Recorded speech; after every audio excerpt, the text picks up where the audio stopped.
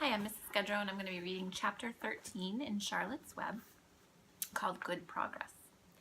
Far into the night, while the creatures slept, Charlotte worked on her web. First, she ripped out a few of the orb lines near the center. She left the radial lines alone, and as they were needed for support. As she worked, her 8 legs were a great help to her. So were her teeth. She loved to weave, and she was an expert at it. When she was finished ripping things out, her web looked something like this.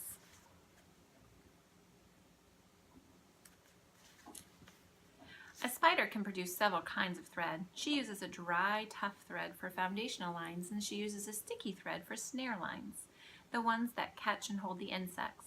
Charlotte decided to use her dry thread for writing the new message. If I write the word terrific with sticky thread, she thought, every bug that comes along will get stuck in it and spoil the effect. Now let's see. The first letter is T. Charlotte climbed to the point at the top left-hand side of the web. Swinging her spinnerets into position, she attached her thread, then dropped down. As she dropped, her spinning tubes went into action, and she let out thread. At the bottom, she attached the thread. This formed the upright part of the letter T. Charlotte was not satisfied, however, so she climbed up and made another attachment right next to the first. Then she carried the line down so that she had a double line instead of a single line. It will show up better if I make the whole thing with double lines. She climbed back up, moved over about an inch to the left, touched her spinnerets to the web, and then carried a line across to the right, forming the top of the T. She repeated this, making it double. Her 8 legs were very busy helping. Now for the E. Charlotte got so interested in her work, she began to talk to herself. Talking to herself, the spider worked at her difficult task. When it was complete, she felt hungry. She ate a small bug that she had been saving, then she went to sleep. Then she slept. Next morning, Wilbur arose and stood beneath the web. He breathed the morning air into his lungs. Drops of dew catching the sun made the web stand out clearly. When Lurvy arrived with breakfast, there was the handsome pig, and over him, woven neatly in the block letters, was the word terrific. Another miracle. Lurvy rushed and called Mr. Zuckerman, and Mr. Zuckerman rushed and called Mrs. Zuckerman. Mrs. Zuckerman ran to the phone and called the Arbles. The Arbles climbed into the truck and hurried over. Everybody stood at the pig pen and stared at the web and read the word over and over, while Wilbur, who really felt terrific, stood quietly swelling out his chest and swinging his snout from side to side. Terrific, breathed Zuckerman in joyful admiration. Edith, you better phone the reporter on the Weekly Chronicle and tell him what has happened. He will want to know about this. He may want to bring a photographer. There isn't a pig in the whole state that is as terrific as our pig. The news spread. People who had journeyed to see Wilbur when he was some pig came back again to see him now that he was terrific. That afternoon, when Mr. Zuckerman went to milk the cows and clean out the tie-ups, he was still thinking about the wondrous pig he owned. Lurvy, he called, there's to be no more cow manure thrown down into that pig pen. I have a terrific pig. I want that pig to have clean, bright straw every day for his bedding, understand? Yes, sir, said Lurvy. Furthermore, said Mr. Zuckerman, I want you to start building a crate for Wilbur. I've decided to take that pig to the county fair on September 6th. Make the crate large and paint it with green and gold letters. What will the letters say? Asked Lurvy. They should say Zuckerman's famous pig.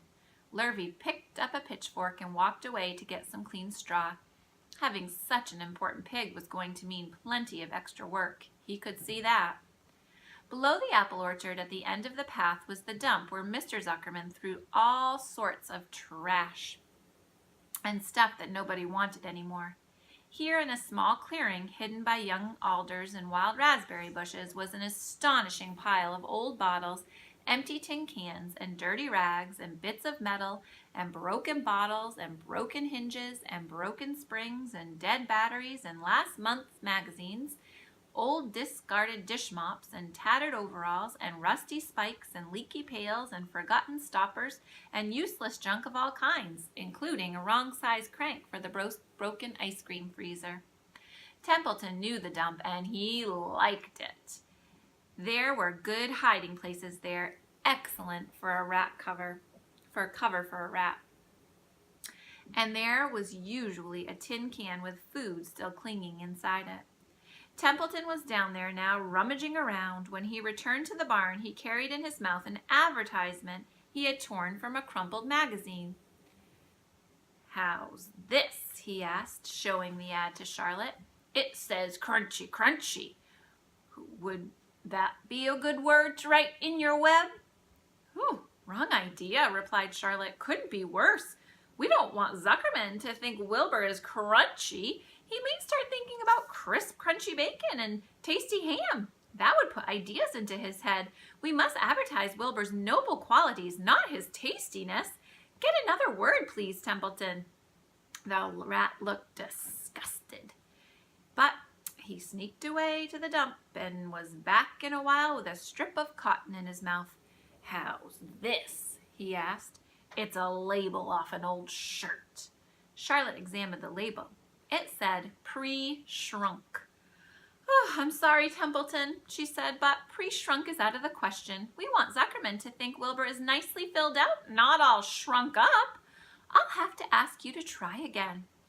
"What do you think I am, a messenger boy?" grumbled the rat. "I'm not going to spend all my time chasing down to the dump after advertising materials." "Oh, just one more, please," said Charlotte. "I'll tell you what I'll do," said Templeton. "I know where there's a package of soap flakes in the woodshed. It has writing on it, and I'll bring you a piece of the package."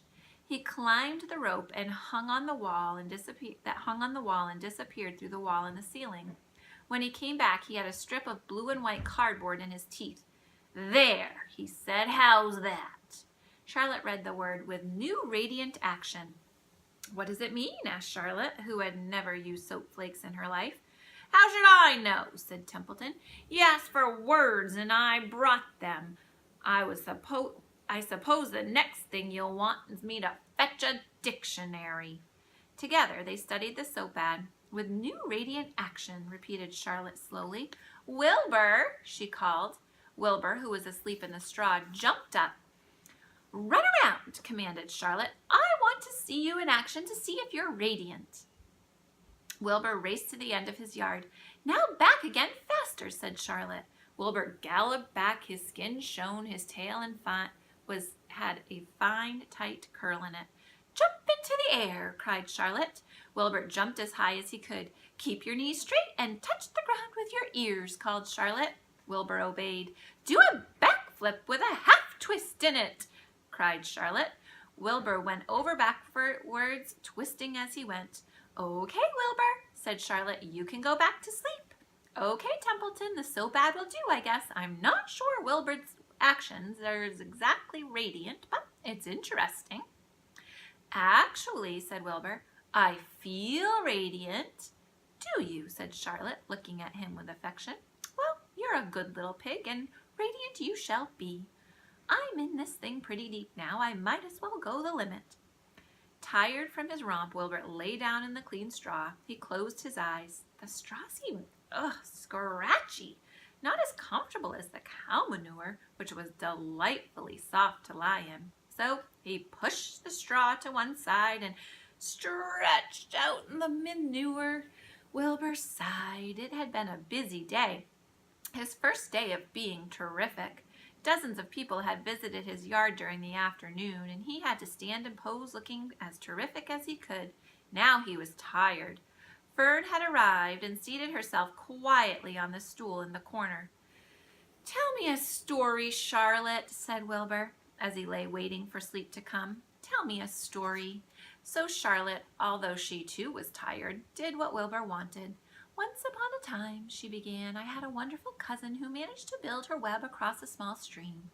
One day a tiny fish leaped into the air and got tangled in the web. My cousin was very much surprised, of course. The fish was thrashing wildly.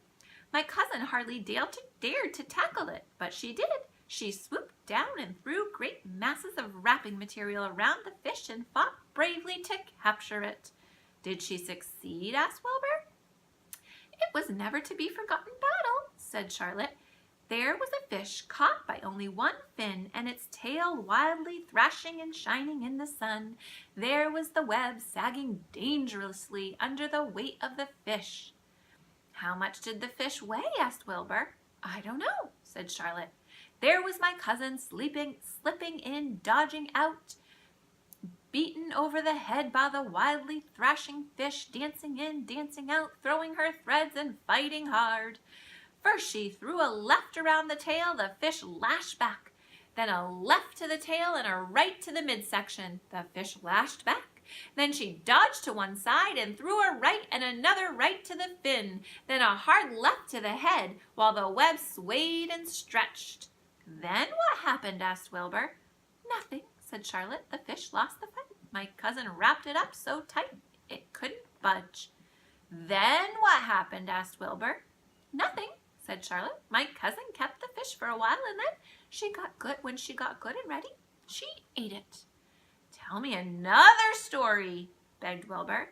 So Charlotte told him about a cousin of hers who was an aeronaut. What's that? Asked Wilbur. A balloonist, said Charlotte. My cousin used to stand on her head and let out enough thread to form a balloon. Then she let go and lift into the air and be carried upward on a warm wind. Is that true? Asked Wilbur. Or are you just making it up? It's true, replied Charlotte. I have some very remarkable cousins. And now, Wilbur, it's time for you to sleep. Sing something, begged Wilbur, closing his eyes. So Charlotte sang a lullaby while crickets chirped in the grass and the barn grew dark. This was the song she sang. Sleep, sleep, my love, my only, deep, deep in the dung and dark. Be not afraid and be not lonely.